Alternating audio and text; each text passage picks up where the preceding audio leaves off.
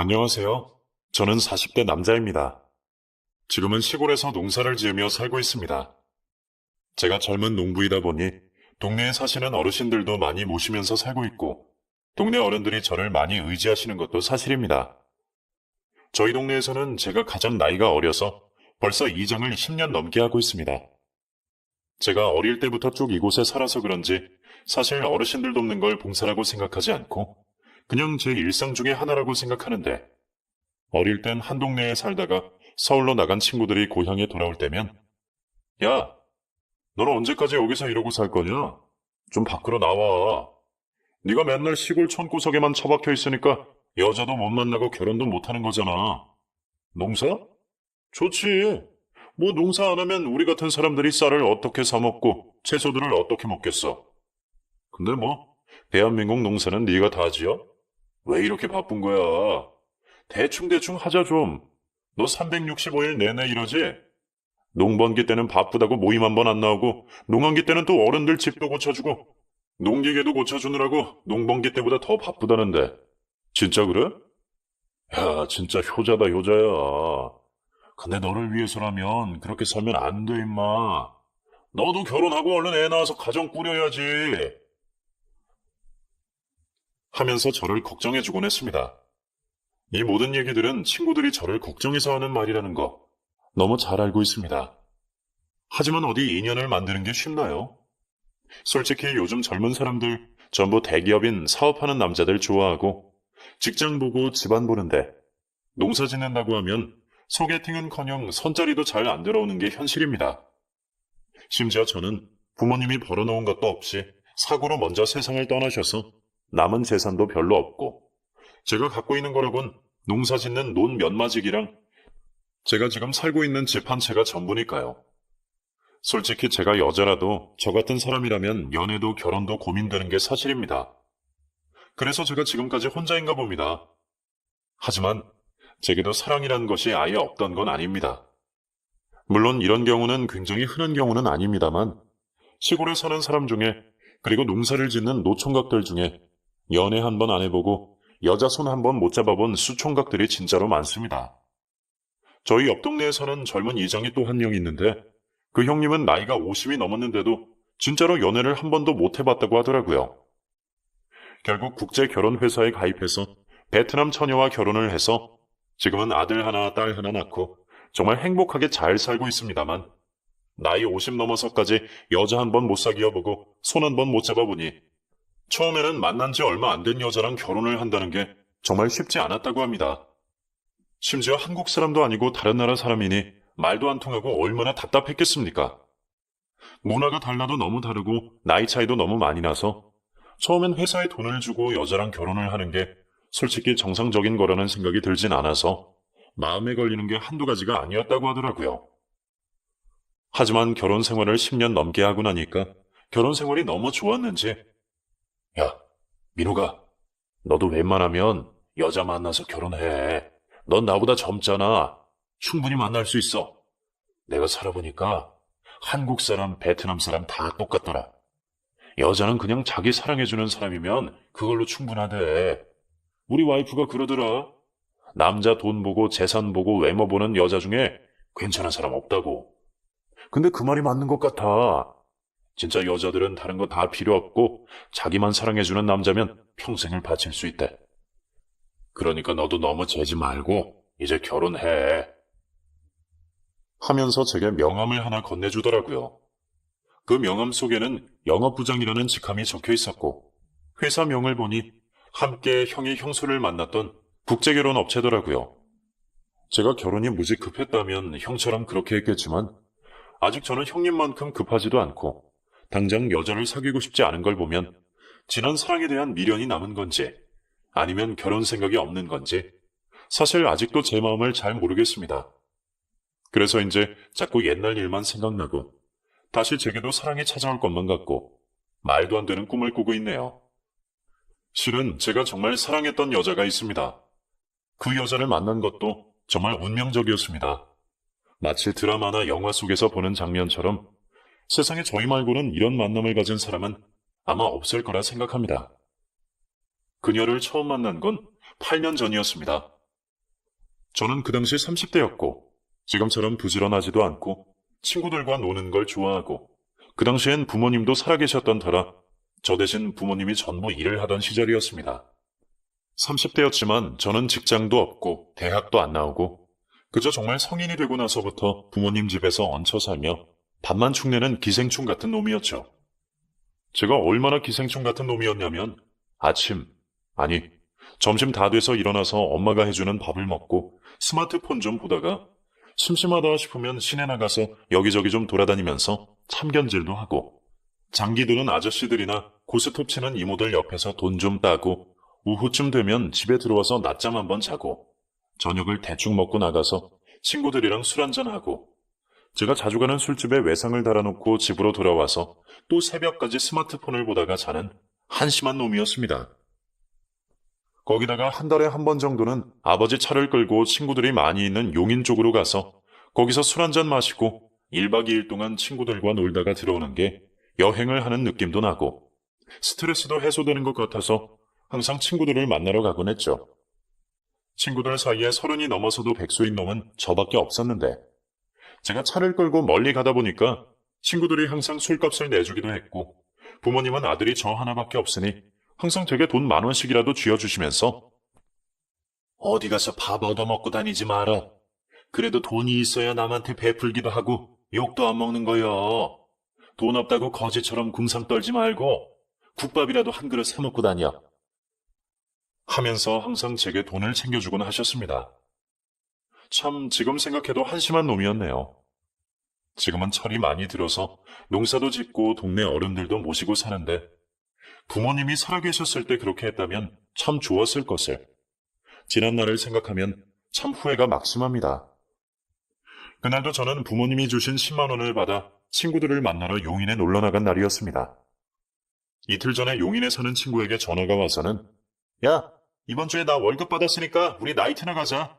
내가 진짜 끝장나는 애들 쫙 깔아놨으니까 가서 신나게 놀고 오자. 하면서 제게 용인으로 오라고 하더라고요. 시골에서는 나이트는커녕 젊은 여자도 없어서 저는 그 말을 듣고 바로 용인으로 가겠다고 했습니다. 솔직한 말로 톨비 낼 돈도 없어서 고속도로 타는 것도 아까워서 남는 게 시간인 저는 대부분 국도를 타고 다녔고, 그날도 국도를 타고 용인에 도착한 날이었습니다. 친구가 아는 웨이터가 있다면서 나이트에서 여자들과 신나게 술을 마셨고, 한 여자가 제게, 우리 나가서 따로 술 마실까요? 전 그쪽 마음에 드는데, 하면서 저를 끌고 나가는 겁니다. 솔직히 말하면 제가 30이 넘긴 했지만 저를 리드하는 여자를 만나본 적도 없었을 뿐더러 침대 위에선 많이 서툴렀던지라 뭔가 확 땡기지가 않더라고요. 물론 그 여자가 제 스타일이 아닌 게 가장 크기도 했고요. 저는 민망했지만 그 여자의 손을 놓으면서, 죄송해요. 제가 급한 일이 있어서 집에 가봐야 합니다. 저 집도 멀고 지금 술 안 마셨을 때 빨리 가봐야 해서요. 미안해요. 하고는 제 차에 올라탔습니다. 어차피 술도 안 마셨고 친구놈들은 다른 여자들한테 빠져서 허우적대고 있던 터라 그냥 조용히 다시 집으로 가려고 시동을 켜고 차를 타고 그 동네를 빠져나왔습니다. 그때 시간은 새벽 2시쯤이었습니다. 저는 당시 여주 쪽에 살고 있어서 용인과는 그냥 멀지 않은 거리였고, 새벽에는 차가 막히진 않지만 너무 졸리고 혹시라도 졸다가 사고라도 날까 싶어서 음악을 크게 틀어놓고 창문을 열며 노래를 부르던 중이었습니다. 항상 차가 많이 막히던 구간이 있는데 그곳은 출퇴근 시간 상관없이 차가 막혔지만 새벽에는 한가해서 그 도로를 많이 애용했습니다. 그곳이 바로 42번 국도입니다. 근방으로는 산이 멋있게 둘러싸여 있어 풍광이 멋진 곳이었죠. 이곳이 밤이고 낮이고 밀리는 곳인데 차가 없는 새벽에 유일하게 속도를 낼 수 있는 곳이기도 하고 도로폭이 넓어서 고속도로 같은 느낌이 나는 곳이었습니다. 신나게 속도를 밟고 있을 무렵 저 멀리서 하얀 물체가 제 차 쪽으로 뛰어오더라고요. 처음에는 큰 봉지가 날아오는 줄 알았습니다. 멀리서 펄럭거리면서 날아오는 것 같다고 생각해서 천천히 속도를 줄였는데 세상에 웬걸, 큰 봉지가 아니라 사람이더라고요. 그것도 하얀 옷을 입고 있는 여자가 손을 흔들며 제 차 쪽으로 달려오는 모습이었습니다. 뭐야? 사람이야? 저 사람 미쳤나? 왜 내 차로 달려와? 왜 저래, 뭐야, 저 사람? 하면서 저는 음악을 줄였고, 천천히 속도를 줄이면서 형체를 확인했는데, 자세히 보니 머리를 질끈 묶은 여자더라고요. 제가 속도를 줄이자 그 사람도 저를 봤는지 제 차로 달려왔고, 창문을 막 두드리는 겁니다. 저기요, 문 좀 열어주세요. 저 이상한 사람 아니에요. 제발 저 좀 태워주세요. 하면서 조수석 창문을 두들기는데, 그 새벽에 솔직히 좀 무섭기도 했고 귀신인지 사람인지도 모르겠고 정말 이게 꿈인가 싶은 생각이 들더라고요. 저는 조수석 창문을 살짝 열고 사람입니까? 사람 맞아요? 하고 물었더니 네, 사람 맞아요. 이상한 사람 아니에요. 제발 저 좀 태워주세요. 하면서 급박하게 제게 요청하더라고요. 저는 우선 문을 열었고 그 여자는 바로 제 차에 다리를 들이밀며 올라탔습니다. 그런데 자세히 보니 옷을 입고 있던 게 아니라 샤워 가운을 입고 있었고 화장실 슬리퍼를 신고 있더라고요. 저는 시선을 어디다 둬야 할지 몰라서 앞만 보고 있는데 여자가 저를 쳐다보며 몸을 가리더니 출발 안 해요?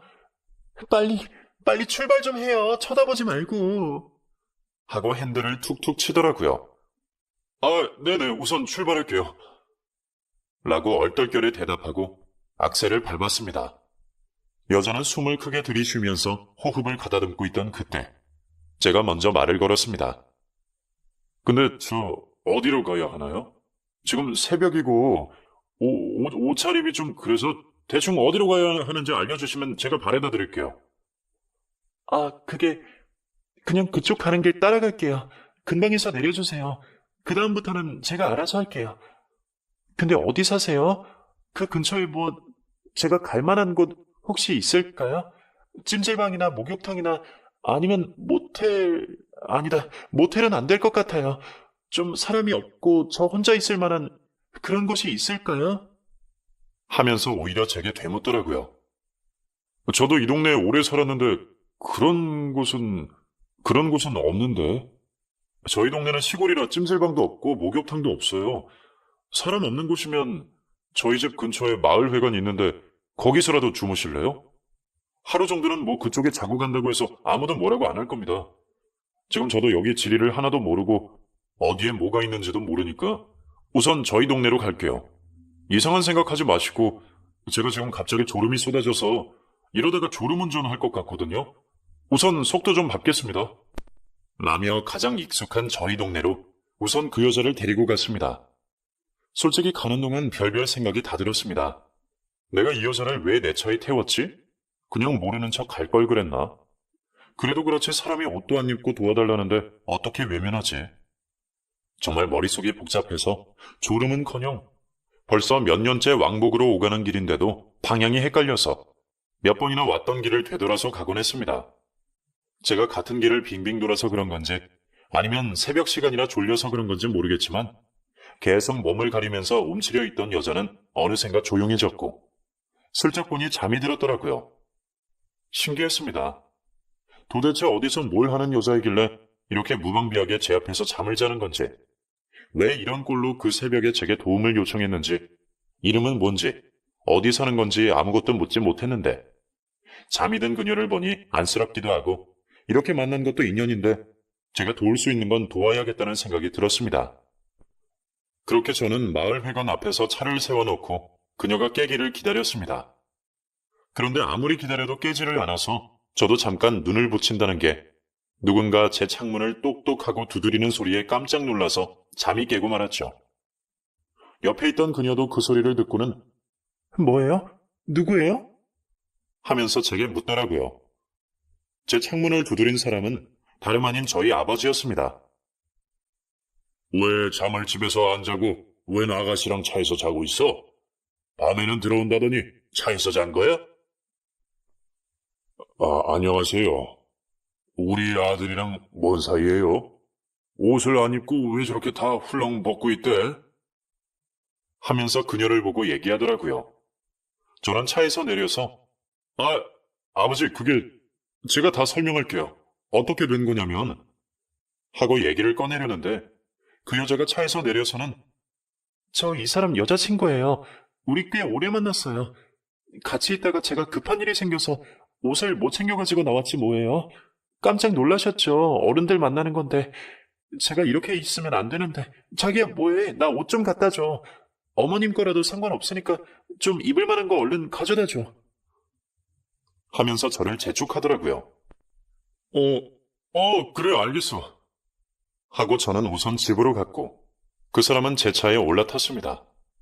저는 그 여자에게 옷을 건네며, 뭡니까? 우리가 왜 연인이에요? 아니, 우리 아버지가 얼마나 놀랬겠어요. 시골 사는 양반이라 그렇게 말하면 진짜로 믿는다니까요. 진짜라고 하면 되잖아요. 저 그쪽 마음에 들어요. 절 구해주기도 했고, 아마 그쪽 아니었으면 저 진짜 죽었을지도 몰라요. 그러니까 그냥 우리 이 동네에서 같이 살아요. 결혼식은 생략하는 걸로 하고, 같이 살다가 마음이 맞는 것 같으면 애도 낳고 그러면 되는 거 아닌가요? 무슨 말도 안 되는 소리를. 됐어요. 제가 아무리 여자가 궁해도 어디서 모아다 온지도 모르는 사람인데. 됐습니다. 저기가 회관이니까 가서 눈 좀 붙이고 갈 길 가세요. 전 이만 집에 가겠습니다. 하고는 그 여자에게 옷을 주고 차에서 내렸습니다. 그렇게 저는 집으로 가서 못 잔 잠을 마저 잤고 오후쯤 돼서 일어나 거실로 나갔습니다. 그런데 거실로 나가니 세상에 이 여자가 저희 부모님이랑 밥을 먹고 있더라고요. 뭐야? 당신 거기서 왜 그러고 있어? 일어났어요? 어머님이 음식 솜씨가 너무 좋으시다. 세상에, 어쩜 이렇게 음식을 잘하세요? 저 벌써 밥 2공기나 먹었잖아요. 어머니, 저 자주 와도 되는 거죠? 하면서 저희 엄마 앞에서 아양을 떨고 있더라고요. 저희 엄마가 자주 입는 몸빼 바지에 목이 다 늘어진 티셔츠를 입고 김치를 손으로 쭉쭉 찢어 먹고 있는데 그 모습을 보니 제가 새벽에 봤던 그 여자가 정말 맞나? 라는 생각까지 들더군요. 그리고는 저희 아버지랑 마주 앉아서 소주를 들이마시는데 이 여자 진짜 이러다가 사고 치겠다 라는 생각이 들었습니다. 멀뚱멀뚱 쳐다보는 저를 보더니 같이 한잔해요 하면서 제 손을 잡고 제게 소주를 가득 따라주더군요. 에라 모르겠다 싶어서 그냥 주는 대로 술을 마시기 시작했고 한참을 떠들고 놀고 술을 마시다가 제 방에 들어가서 쓰러지듯 잠이 들었습니다. 그렇게 잠을 자다가 새벽에 화장실에 가고 싶어서 깼는데 그 여자가 제 방 침대 밑에 쭈그려 자고 있더라고요. 진짜 대체 이 사람 뭐지 싶은 생각이 들었습니다. 그렇게 다 같이 아침에 일어나서 밥을 먹으면서 저희 어머니가 제게 그러시더군요. 어제 한별이 말 들어보니까 1년 넘게 만났다며? 내가 진짜 그 말 듣고 어찌나 미안하고 고맙던지. 어제 한별이랑 얘기 많이 했어. 당분간은 여기서 지내고 한별이 부모님 외국에서 돌아오시면 그때 식 올리는 걸로 하자. 너는 왜 이렇게 이쁜 여자친구가 있으면서 엄마한테 말을 안 했어? 한별이 너도 오래 만나서 알겠지만 우리 아들이 다른 건 몰라도 참 착해. 부모한테도 잘하고 속 썩이는 것도 없어. 아버지한테 농사도 배워서 일도 할 거고 어차피 우리 늙어 죽으면 우리 농사 짓는 논이랑 이 집 다 너네가 가져라. 뭐 이런 걸 재산이라기도 뭐하다만 그리고 우리 동네 사람들이 다 착해. 나쁜 사람 하나 없고 혹시나 해서 말하는 건데 시집살이 이런 건 걱정도 하지 마. 그냥 내 집이다 생각하고 편하게 지내고 언제든 배고프면 말해. 내가 먹는 것만큼은 절대 배 안 고프게 잘 챙겨줄 테니까. 알겠지? 하면서 이미 딸대하듯 하더라고요. 대체 우리 부모님을 어떻게 구워 삶았길래 이렇게 푹 빠지게 만들었는지 정말 이 사람이 신기하기도 하고 궁금하기도 했습니다. 저는 밥을 먹고 그 사람과 제 방에 마주 앉아 처음으로 얘기다운 얘기를 했습니다. 대체 우리 부모님한테 무슨 말을 한 겁니까? 1년 연애는 뭐고 이 집에 사는 건 뭐고 당신 정체가 뭐예요? 말 그대로예요. 전 여기가 좋고 그쪽 부모님도 좋아요.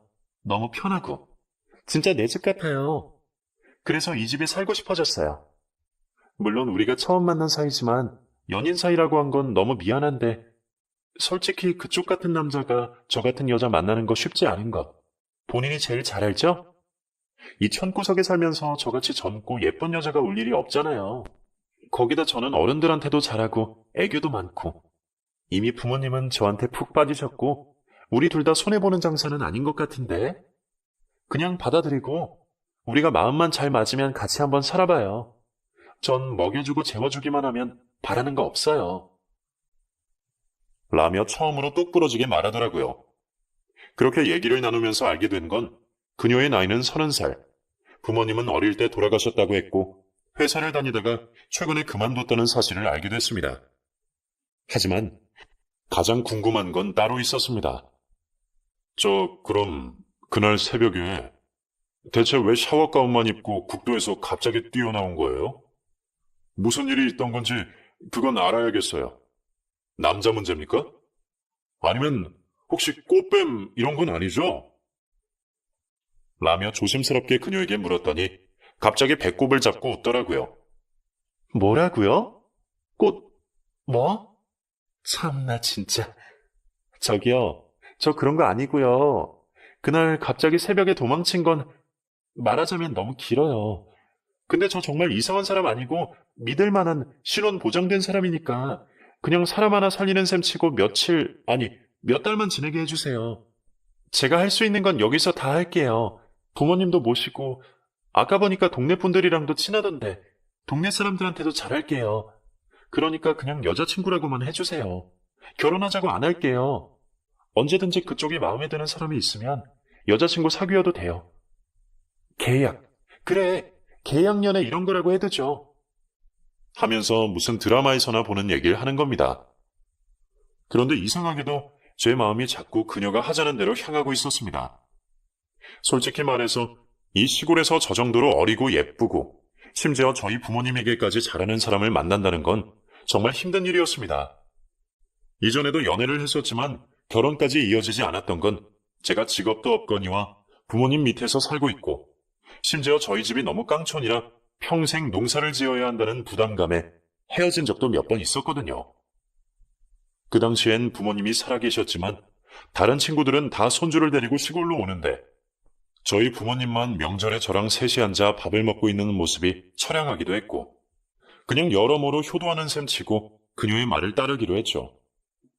30년이 넘게 세 식구만 살던 저희 집은 그렇게 네 식구가 됐고 그녀가 저희 집에 온 뒤로 정말 웃음이 끊이질 않았습니다. 저희 집엔 방이 2개뿐이라 어쩔 수 없이 그녀와 제가 같은 방을 썼는데 처음엔 제가 침대에서 자다가 그래도 제가 남자인데 그녀가 너무 뒤척대니 어쩔 수 없이 그녀를 침대 위로 올렸고 저는 바닥 생활을 했습니다. 그렇게 한 달쯤 지났을까 제가 몸살이 심해서 바닥에서 덜덜 떨고 있는데 침대 위에서 자고 있던 그녀가 여기 전기장판 있으니까 침대 위에서 같이 잘래요? 좀 올라와 봐요. 그러다가 감기 더 심해져요. 하면서 저를 침대 위로 부르더군요. 그렇게 만난 지 한 달 만에 저희 두 사람은 침대 위에서 같이 잠을 자기 시작했고 처음으로 부모님이 서울 큰 집에 가셔서 집을 비우게 되는 날이었죠. 침대 위에 나란히 누워 자면서도 털끝도 건드린 적이 없었는데 그날은 부모님이 집에 안 계시기도 했고 그녀도 제게 마음이 있다는 걸 이미 알고 있던 터라 저도 큰 맘을 먹고 뜨거운 밤을 보내야겠다고 생각했습니다. 오늘 밤을 계기로 그녀에게 정식으로 계약이 아닌 연인이 되자고 프로포즈도 할 참이었죠. 그렇게 아무것도 보이지 않는 칠흑 같은 밤이 되고 제가 먼저 그녀를 끌어안고 침대 위로 데리고 갔습니다. 그리고 천천히 옷을 벗기려는데 잠깐만, 옷은 안 돼. 옷은 안 돼요. 하면서 필사적으로 몸을 막더라고요. 왜 안 되는데요? 그럼 어떻게... 하면서 머뭇댔더니 근처에 있던 수건으로 제 얼굴을 가리더라고요. 이게 뭐예요? 지금 뭐 하는 거예요? 하고 물었더니 옷 벗은 모습은 절대 보여줄 수 없어요. 약속해주세요. 수건을 절대 풀지 않겠다고.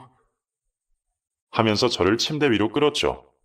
좀 의아했지만 그땐 분위기에 취해서 그녀가 시키는 대로 했고 경험이 많지 않은 저는 그녀의 리드를 따라갈 수밖에 없었습니다.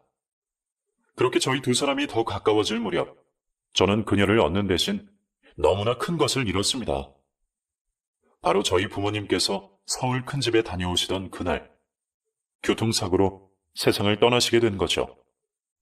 저는 응급실에서 걸려오는 전화를 받고 나서야 부모님이 돌아가셨다는 사실을 알게 됐고 손이 떨려서 운전도 못하는 저를 밀어내고 그녀가 핸들을 잡고 병원까지 가게 됐습니다.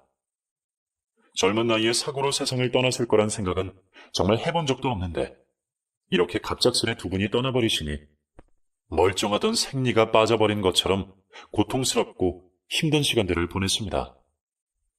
부모님의 합동 장례식장에서 저는 밥도 먹지 않고 잠도 안 자고 3일 내내 울기만 했고 그런 제 곁을 지켜준 건 다름 아닌 그녀였습니다. 장례식장 직원들도 있는데 직접 나서서 손님들을 전부 받아주고 제가 멍하니 앉아있으면 제게 힘내라고 얘기도 해주고 밥도 챙겨주고 정말 제 아내처럼 때로는 엄마처럼 저를 챙겨준 유일한 사람이었습니다. 그렇게 부모님을 보내고 나서 정말 한동안 폐인처럼 살았습니다. 집 밖으로 나가지도 않고 일도 하지 않고 허망하게 떠나버린 부모님 사진만 끌어안으며 밤새도록 눈물만 흘리고 술만 마셨습니다. 그렇게 속절없이 세월이 흘러간다고만 생각했는데 제가 지쳐있는 동안 제 옆에서 집안일에 농사일에 온몸이 부서져라 저를 돌봐줬던 사람은 다름 아닌 그녀였습니다. 솔직히 제가 너무 힘들다 보니 제 옆에 있는 그 사람이 눈에 들어오지 않았던 게 사실이었습니다. 그런데 하루는 방 안에 누워 하늘만 쳐다보고 있는데 문을 열고 그녀가 들어왔고 자연스럽게 고개를 돌려 그녀를 쳐다봤는데 목이며 무릎이며 파스를 덕지덕지 붙이고 있던 그녀의 모습이 그제야 들어오더라고요. 달력을 보니 부모님이 돌아가신 지 벌써 4개월이 넘어 있었고 계절이 바뀌어 있었습니다. 전 시간이 그렇게 흐른 줄도 모르고 이유 없이 조건 없이 저를 돌봐주는 그녀를 끌어안고 펑펑 울었습니다. 그리고는 말했습니다. 미안해. 내가 정말 미안해. 네가 무슨 죄가 있겠어? 내가 다 잘못했어. 내가 잘할게. 정말 미안해. 내가 정말 평생 잘할게. 네가 힘들지 않게 정말 내가 평생 잘할게. 나랑 결혼해주라 한별아. 라며 그녀를 안고 진짜 밤새도록 울었습니다. 저 그때부터 정말 열심히 살았습니다. 아내와 저는 혼인신고만 하지 않았을 뿐 동네 사람들은 전부 그녀를 제 아내라고 얘기했고 제가 부모님이 하시던 농사일을 시작하면서부터 아내는 정말 저를 열심히 도왔습니다. 그렇게 아내와 함께 지낸 지도 1년이 다 돼갈 무렵이었습니다. 한동안은 바빠서 잊고 있었는데 그래도 같이 산 시간이 꽤 됐고 저희 두 사람 사랑하는 사이라 생각했는데 아내는 제게 빈틈을 보여주지 않았습니다. 간간히 뜨거운 밤을 보냈지만 옷을 벗는 모습이나 알몸인 모습을 본 적은 없었고 분위기를 타서 옷을 벗기려고 해도 필사적으로 몸을 막거나 심지어 분위기가 잡혔음에도 옷을 벗기려고 하면 왜 이래 진짜 하지 말랬잖아 하면서 집 밖으로 뛰어나가기도 했습니다. 그런 반응을 보이니 저는 그날 이후로 아내의 몸이 더 궁금해졌습니다. 혹시 내가 모르는 상처가 있나? 아니면 병이 있는 건가? 잠자리를 할 땐 아무런 문제가 없었는데 정말 혼자서 수많은 상상을 했습니다. 그래서 결심한 것이 이러면 안 되지만 아내를 몰래 훔쳐보기로 했습니다. 저희 집은 주택이기도 하고 화장실 쪽에 창문이 있어서 그걸 살짝 열면 화장실 안이 보였거든요. 막말로 우리는 부부 사이인데 잠자리를 하면서도 사랑한다, 내가 좋다, 평생 나랑 같이 살고 싶다고 말하는 사람인데 알몸을 보여주지 않는 아내가 너무 이상하다는 생각이 들었습니다. 항상 그녀는 저보다 1시간 먼저 일찍 일어나서 샤워를 했습니다. 저는 살금살금 화장실 뒤편으로 다가갔고 조심스럽게 창문을 열던 그때 그녀가 창문을 활짝 열더니 내 몸이 그렇게 궁금해? 이렇게 훔쳐볼 만큼? 도대체 뭐가 그렇게 의심스러운 건데? 하면서 몸에 두르고 있던 수건을 내리더라고요. 저는 아내의 몸을 처음 보고 너무 놀라서 입을 다물 수 없었습니다. 아내는, 아니, 그 사람의 상반신에 정말 알 수 없는 정체불명의 글자들이 새겨져 있었습니다. 단순한 문신이 아니었습니다.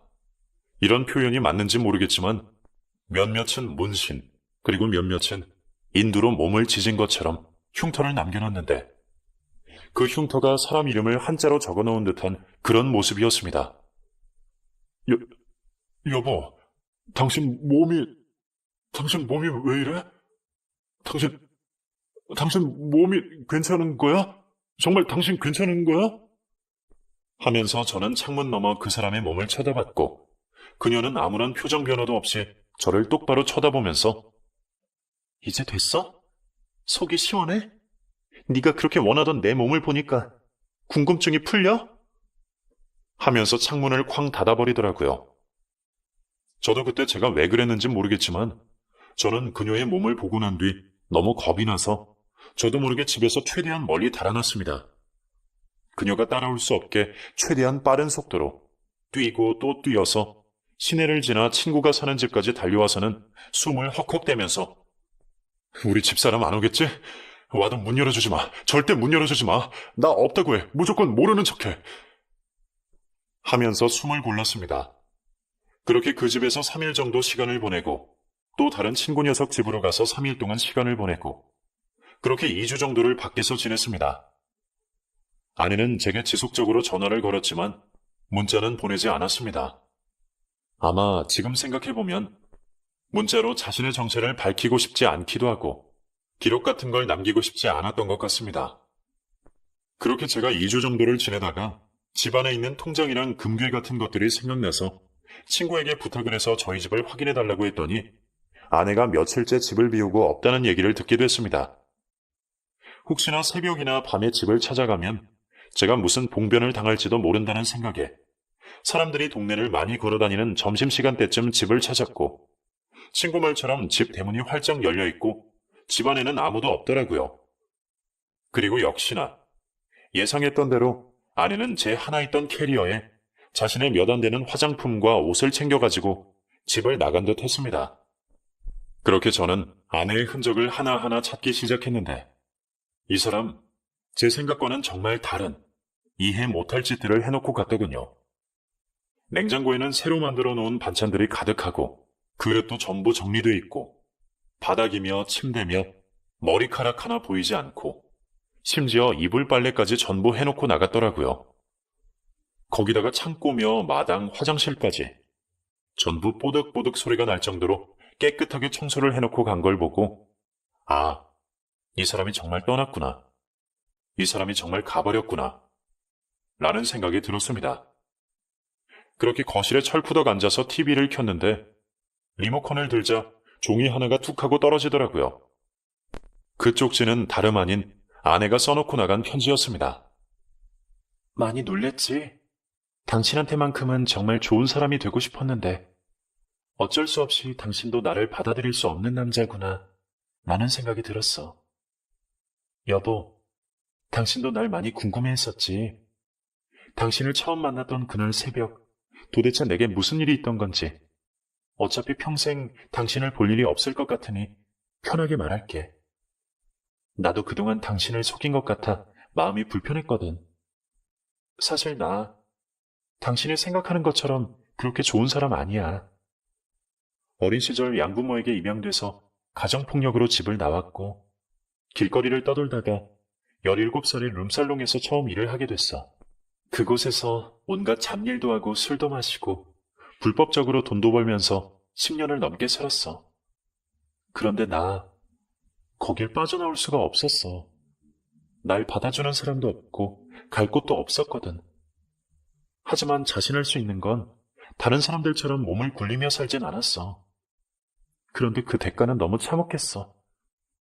당신도 봤겠지만 내 몸에 새겨진 흔적, 전부 내가 당한 고통들이야. 내가 낯선 남자들과 잠자리를 하지 않으면 업주들은 내 몸을 뜨거운 칼로 지지고 자기 이름을 내 몸에 문신으로 새겼어.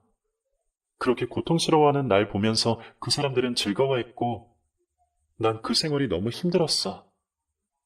그래서 그날 새벽 모텔에서 도망쳤다가 당신을 만나게 된 거야. 너무나 착하고 순수한 당신을 보면서 당신이라면 날 이해해 줄 수 있을 거라 생각했어. 언젠간 말해야지. 언젠간 말해야지 했는데 도저히 자신이 없더라. 그리고 그날 당신의 표정을 보고 알았어. 당신도 날 감당할 수 없는 사람이라는 거. 난 결국 이렇게 떠돌다가 다시 내가 있던 곳으로 돌아가겠지. 그래도 당신이랑 지낸 1년 정말 너무 행복했어. 날 너무 예뻐해 주신 당신 부모님 그리고 동네 사람들 정말 평생 잊지 못할 거야. 나를 평범한 여자로 사랑해주고 아껴줘서 너무 고마워. 마지막 당신의 눈빛은 너무 차가웠지만 1년 동안 나를 사랑해줬던 그 마음만큼은 잊지 않을게. 잘 지내. 그리고 너무 걱정하지 마. 다시는 당신 앞에 나타날 일 없을 거야. 라는 장문의 편지였죠. 이 편지를 쓰면서 그 여자는 참 많은 눈물을 흘린 것 같았습니다. 편지 군데군데가 눈물로 젖어 있었고 종이도 구겨져 있더라고요. 저는 그 편지를 읽자마자 처음으로 그녀를 만났던 42번 국도를 다시 찾아갔습니다. 계속 그곳을 달리면서 그녀가 나타나길 기다렸고 그녀를 만난다면 미안하다고, 내 잘못이라고, 모든 걸 용서해달라고 말하고 싶었습니다. 그렇게 꽤 오랜 시간이 날 때면 42번 국도를 따라 운전하면서 그녀의 흔적을 찾았지만 정말 이 세상에서 사라져버린 건지 그녀는 좀처럼 모습을 나타내지 않았습니다. 지금 이 글을 쓰는 순간에도 그녀가 너무 보고 싶습니다. 제가 너무 미련하고 바보 같다는 사실 저도 잘 압니다. 그녀는 목숨을 걸고 제게 매달렸을 텐데 제가 제 손으로 그 사람을 밀어냈다는 사실이 지금도 너무 힘이 드네요. 이 사연을 듣는 사람들이 많으니 혹시나 그녀가 듣고 있을지도 모른다는 생각에 용기 내서 글을 적었습니다만 그녀가 이 사연을 듣는다고 해도 제게 돌아오지 않을 거라는 걸 잘 압니다. 하지만 제 마음만큼은 꼭 전하고 싶네요. 정말 진심으로 당신을 아끼고 사랑했었다고. 또 너무 미안하고 당신이 어디 있든 그곳에서만큼은 행복하기만을 바란다는 얘기를 하고 싶습니다. 그리고 마지막으로 아름다운 사랑 얘기도 아니고 한 노총각의 미련한 하소연뿐인 긴 얘기를 끝까지 들어주신 분들께 감사의 인사를 전합니다. 모두들 건강하시고 행복하세요.